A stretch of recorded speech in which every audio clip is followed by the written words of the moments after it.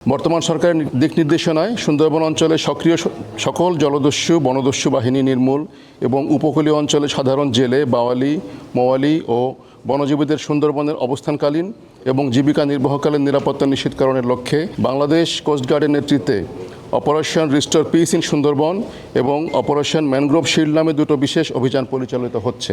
গত 12 ফেব্রুয়ারি 2026 হতে অদ্যাবধি 42টি দেশি বিদেশি আগ্নেয়াস্ত্র, 10 রাউন্ড তাজা গোলা, 250 রাউন্ড তাজা কার্তুজ, 93 রাউন্ড ফাঁকা কার্তুজ, 194 রাউন্ড এয়ারগান গোলা, একটি ককটেল, একটি টেলিস্কোপ এবং 2টি ওয়াকিটকি সহ 39 জন বনদস্যুকে আটক করা হয়।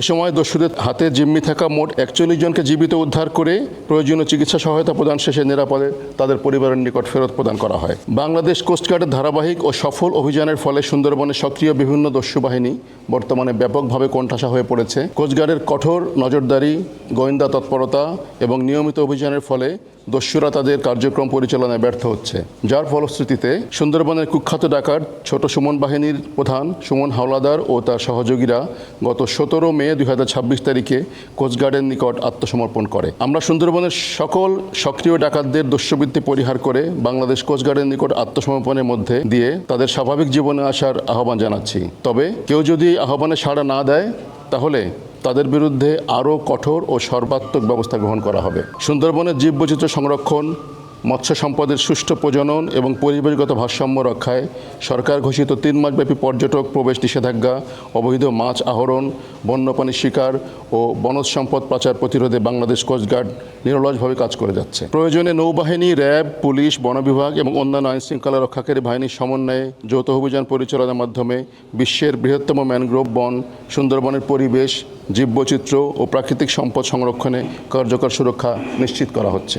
সুন্দরবনের নিরাপত্তার পাশাপাশি দেশের দ্বিতীয় বৃহত্তম সমুদ্র বন্দর মোংলা বন্দরের নিরাপত্তা নিশ্চিত করতেও বাংলাদেশ কোস্টগার্ড নিবিড়ভাবে কাজ করে যাচ্ছে। টহল, বন্দর চ্যানেল ও নৌপথে সার্বক্ষণিক নজরদারি এবং বাংলাদেশ ভারত নৌ প্রোটোকল রুটে জাহাজ চলাচলের নিরাপত্তা নিশ্চিত করার মাধ্যমে মোংলা বন্দরের কার্যক্রম সচল, নিরাপদ ও গতিশীল রাখা সম্ভব হচ্ছে। ফলে দেশের বৈদেশিক বাণিজ্য নির্বিঘ্ন রাখা এবং অর্থনৈতিক কর্মকাণ্ডের ধারাবাহিকতা বজায় রাখতে সহায়ক পরিবেশ সৃষ্টি হচ্ছে। একই সাথে দেশের সমুদ্র সীমা, উপকূলীয় অঞ্চল ও নদী তীরবর্তী সীমান্ত এলাকায় অবৈধ পুশিন প্রতিরোধে বাংলাদেশ কোস্টগার্ড সর্বোচ্চ সতর্ক অবস্থানে রয়েছে।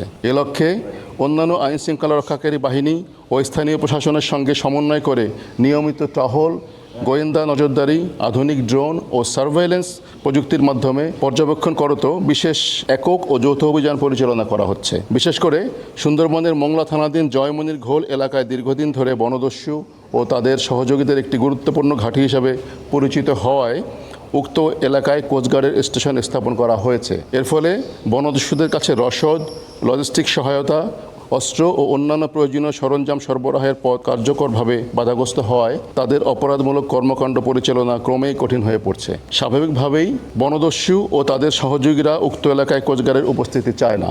এরই প্রেক্ষিতে গত 11 জুন 2026 তারিখে জয়মনির ঘোল এলাকায় অবস্থিত কোস্টগার্ড স্টেশনে একদল দুর্বৃত্ত অতর্কিত হামলা ও ভাঙচুর চালায়। এতে দায়িত্বে পালনরত কয়েকজন কোস্টগার্ড সদস্য আহত হন।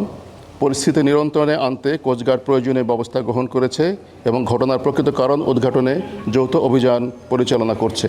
একই সাথে ঘটনার সঙ্গে জড়িত ব্যক্তিদের শনাক্ত ও আইনের আওতায় আনতে প্রয়োজনীয় ব্যবস্থা গ্রহণ করা হচ্ছে। তবে কোনো ধরনের অপপ্রচার, গুজব ও উদ্দেশ্য প্রণোদিত প্রচারণাই বাংলাদেশ কোস্টগার্ডের দায়িত্ব পালনের অঙ্গীকার থেকে বিচ্যুত করতে পারবে না। আইন ও রাষ্ট্রীয় স্বার্থে পরিচালিত কার্যক্রম ভবিষ্যতেও একই দৃঢ়তা ও পেশাদারিত্বের সঙ্গে অব্যাহত থাকবে। এ ব্যাপারে আপনাদের সকলের সহযোগিতা একান্তভাবে কাম্য। বাংলাদেশ কোস্টগার্ড সুন্দরবন, উপকূলীয় অঞ্চল, দেশের সমুদ্র সীমার নিরাপত্তা নিশ্চিত সহ দেশের সার্বভৌমত্ব ও সীমান্ত নিরাপত্তা রক্ষায় বদ্ধপরিকর। দেশের প্রাকৃতিক সম্পদ, পরিবেশ, অর্থনীতি এবং জনগণের নিরাপত্তার স্বার্থে ভবিষ্যতেও এ ধরনের অভিযান ও নিরাপত্তামূলক কার্যক্রম অব্যাহত থাকবে।